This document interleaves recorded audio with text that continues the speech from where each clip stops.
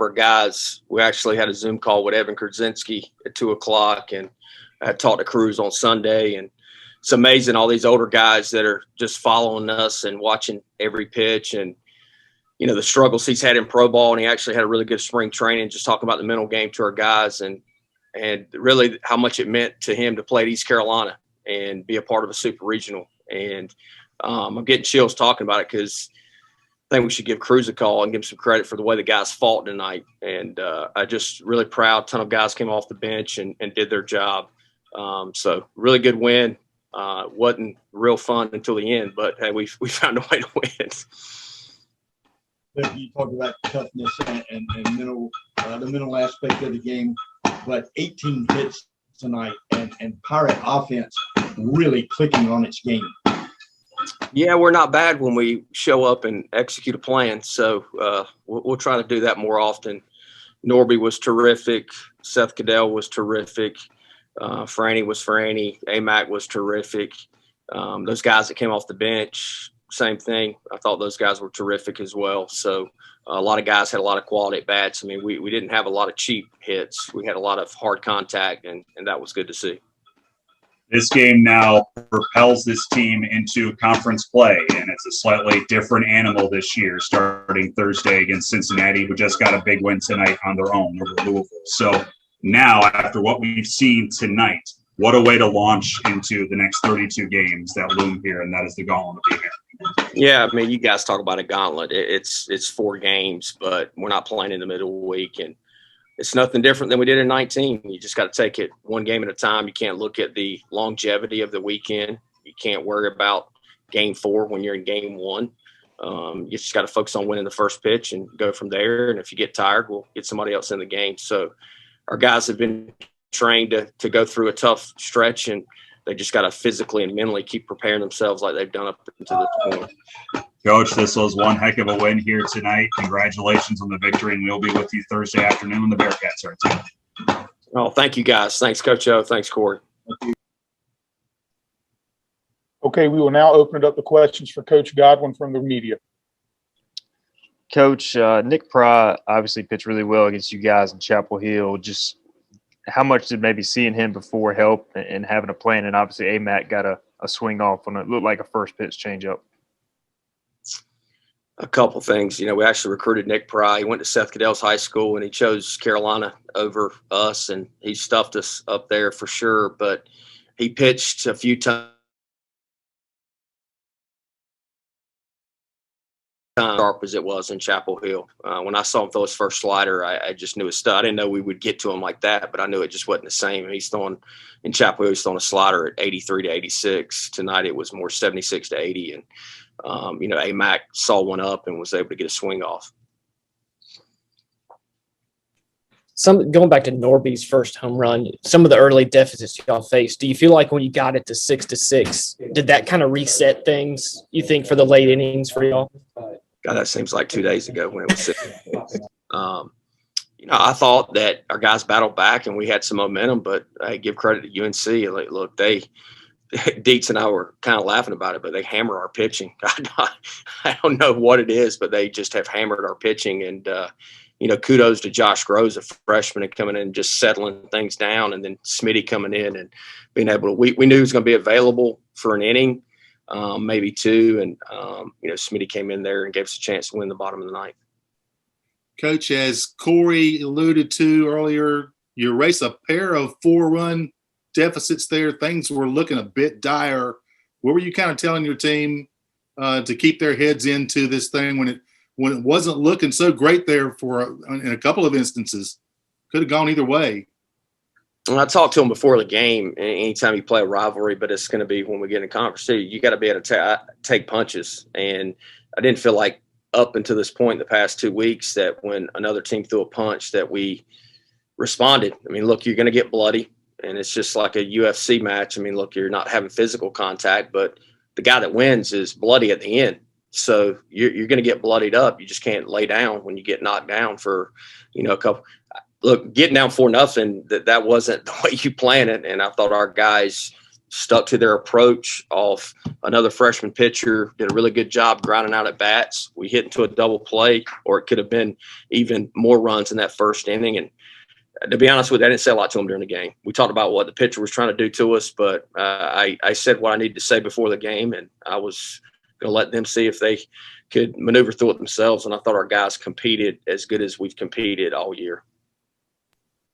Coach, as a hitting coach, how did you?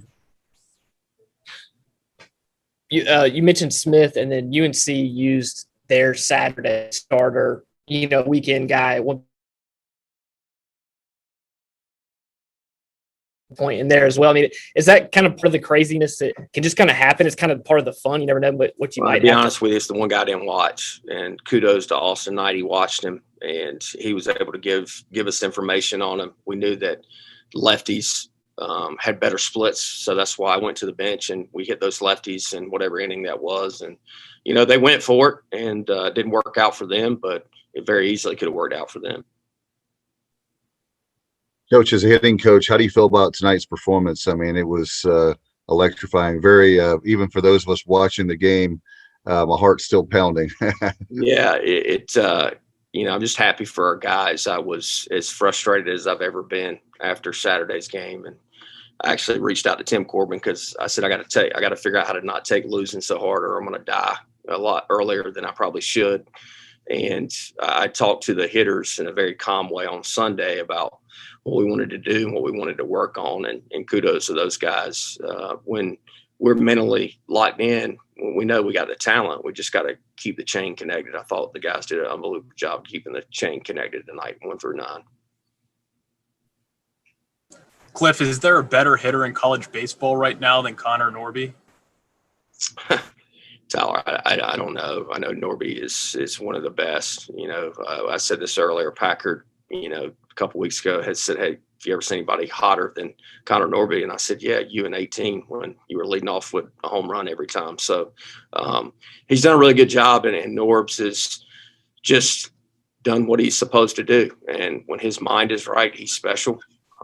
He played really good defense today as well. But he sets the table for our guys, and then our guys kind of feed off him when he's rolling. Coach Godwin, congratulations, by the way. And it seems like when you can keep Thompson off the bases, going back to the game in Chapel Hill, the leadoff batter, it limits their offense pretty effectively. But he gets on, and he's a scoring threat with his speed. He's a really good player. I don't know how well we kept the leadoff guy off the bases tonight either. But we battled. Their pitchers kept us close enough where our players felt like they had the ability to come back. And like I said, Josh Groves and Tyler Smith, really those were two big guys coming out of the bullpen to just keep us right there so we could be within 4. Coach, can you talk about what this win does for you? Things could have gone differently, and had it done so after what you've been through over the course of the last 7 or 8 days, this should have some national reverberations for you. What's it do for your ball club moving forward a little bit? The only thing it does for us, no offense, I mean, North Carolina's a great team, is it shows our offense we can come from behind and win games. I said this to our team last week, and I'm telling everybody in the Empire Nation that if we'd have lost tonight, it wouldn't have broke our season. And if we win tonight, doesn't mean we're going to win the national championship, just like last week. But our guys competed tonight and responded to some adversity. I mean, you get down 4 runs, whatever you guys said a couple times, it's just hard. And I thought our guys did a really good job of focusing on just winning one pitch, one guy get on, and then just keeping the chain together. I guess I'll have a job tomorrow. I don't know.